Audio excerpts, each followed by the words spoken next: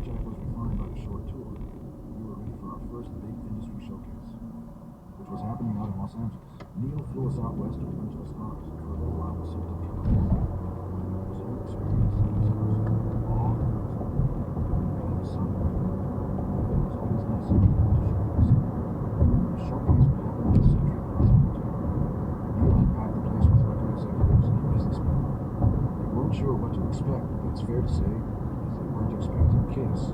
Soft rock was starting to become more popular at this time, and the bands that were on everyone's minds were acts like the Little River Band and John Denver. When we came out, their jaws dropped. By now we were used to this reaction, and we played it for all it was worth. It's what made it rock and roll, in some sense, scaring the suits. Neil loved it, but he realized we needed more exposure. Pretty soon he got us booked on a show called In Concert, which was hosted by Dick Clark. The other guests that night were Kool and the Gang and Melissa Manchester. That gives you some idea of how eclectic the rock and roll scene was at that time. There may have been bands who, before playing on these TV shows, mingled with the other bands and made friends. We weren't one of them. For starters, we were defiantly out of step with the times. The other thing that set us apart, though, was our makeup.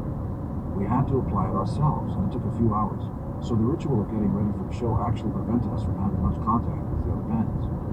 While we were getting ready for the show, Dick Clark came backstage to say hello to us. He shook our hands and wished us luck. To this day, he remains one of the classiest people I've ever met in the record business. I can't tell you how gratifying it was to be a young band and have Dick Clark treat us with respect. Paul and I have talked about that occasionally over the years, and it's been kind of a guide for us, especially in dealing with our fans. We tried never to be rude, never to turn away kids looking for autographs. Being polite backstage, though, didn't mean that we weren't going to tear the roof off the place when we finally got on stage. We played 3 songs, Deuce, Firehouse, and Black Diamond, and each one was more powerful than the last. The show was absolutely wild. At one point, I went right at the cameraman while breathing fire, and on TV all you could see is my face approaching, and then the ceiling, because the cameraman jumped off his platform and ran. We didn't see the show until 2 months later.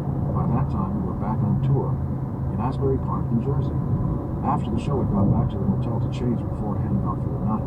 Someone turned on the TV set, and there we were, on national television.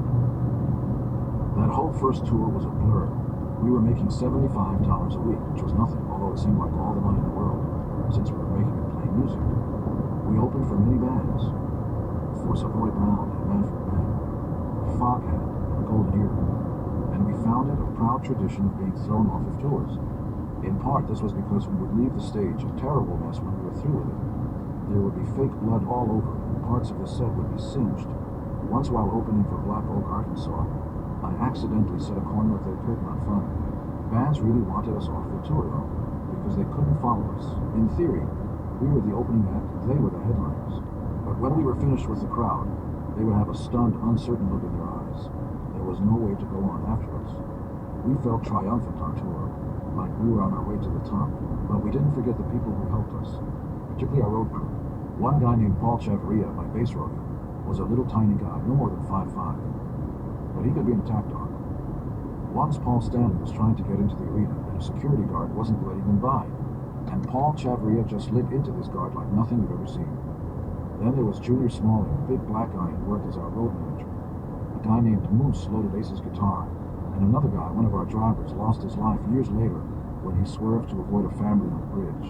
They were characters, roadies like you'd expect to see in a movie, but they were amazing, competent, devoted, and uncomplaining, and we couldn't have done it without them. For a number of shows, we opened up for Argent, a band led by Ron Argent, who had previously been a member of the Great British Invasion band, the Zombies.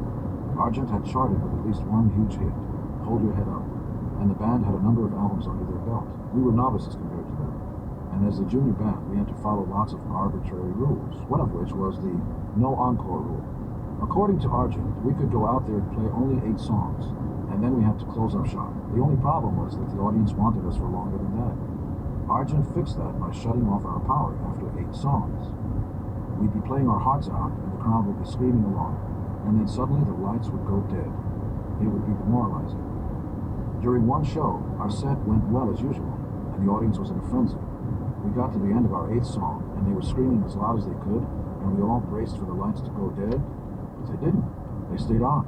So we played an encore, and the crowd was still screaming.